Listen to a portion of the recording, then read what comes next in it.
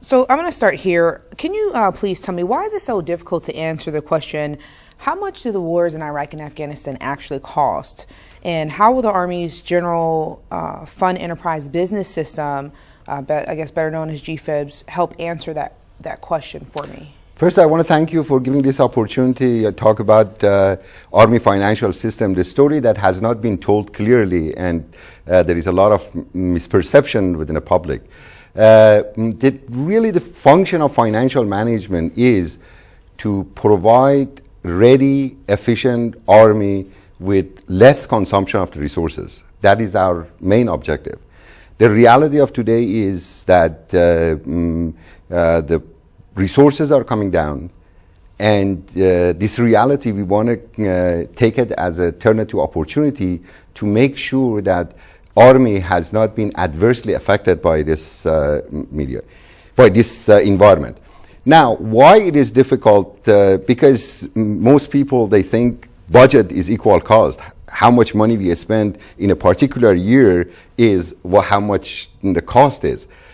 In fact, costs are sometimes happen much earlier. Like if you buy the aircraft 10 years before and you are using it in Afghanistan or Iraq, the cost of that, how it gets transferred and how much of it was for 9 years ago and how much is for now, that's one issue. So determining that, it requires a lot of assumption, and then when you assume too many of those things, the value of the answer becomes questionable.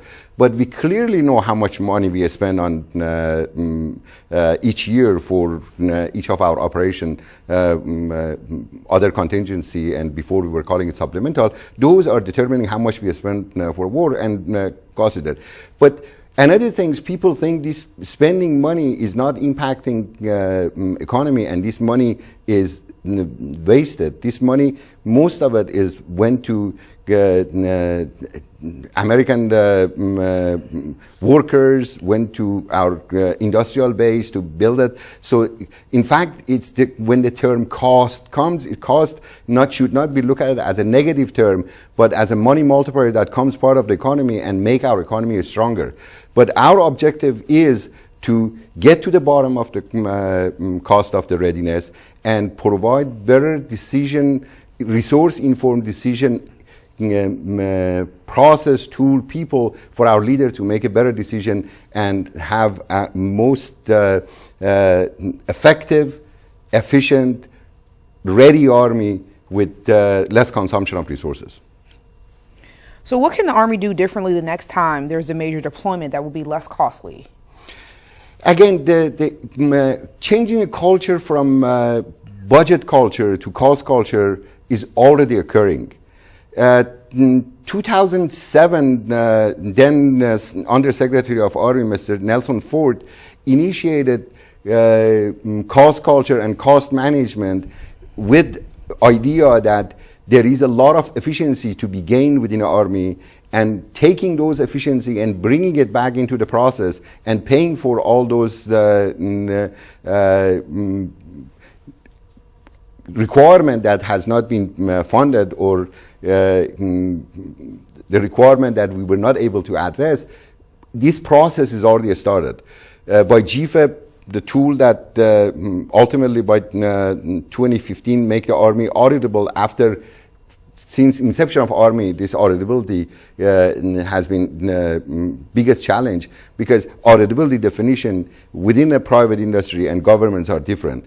In a government, when we talk about auditability, not only looking at where the money comes and goes, what do we do with it? And Army, being the largest organization in the world, creating that environment to have that much auditability with the decision points are in many different organizations has been very difficult.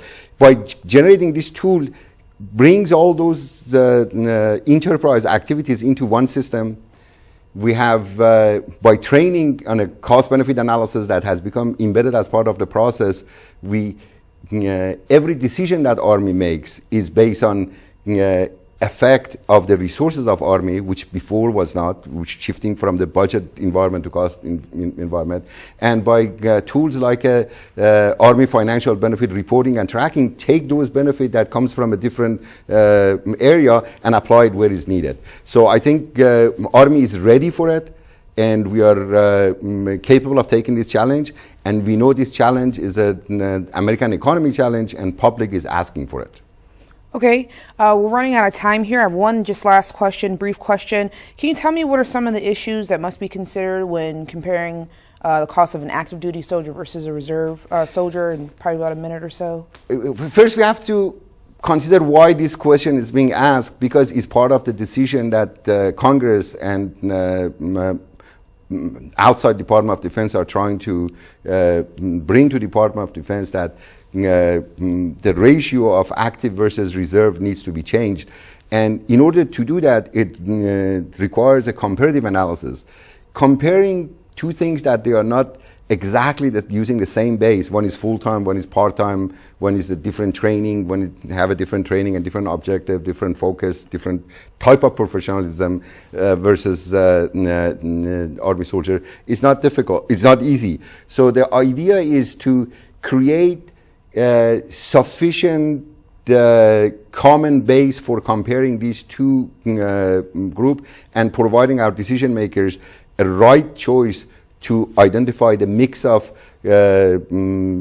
reserve versus active Army. And that process is being done. Studies, several studies have been done, and each leaders that we see, they might modify those assumptions. Those assumptions are changed, and ultimately we provide very sound decision support to our leaders to make that decision ultimately.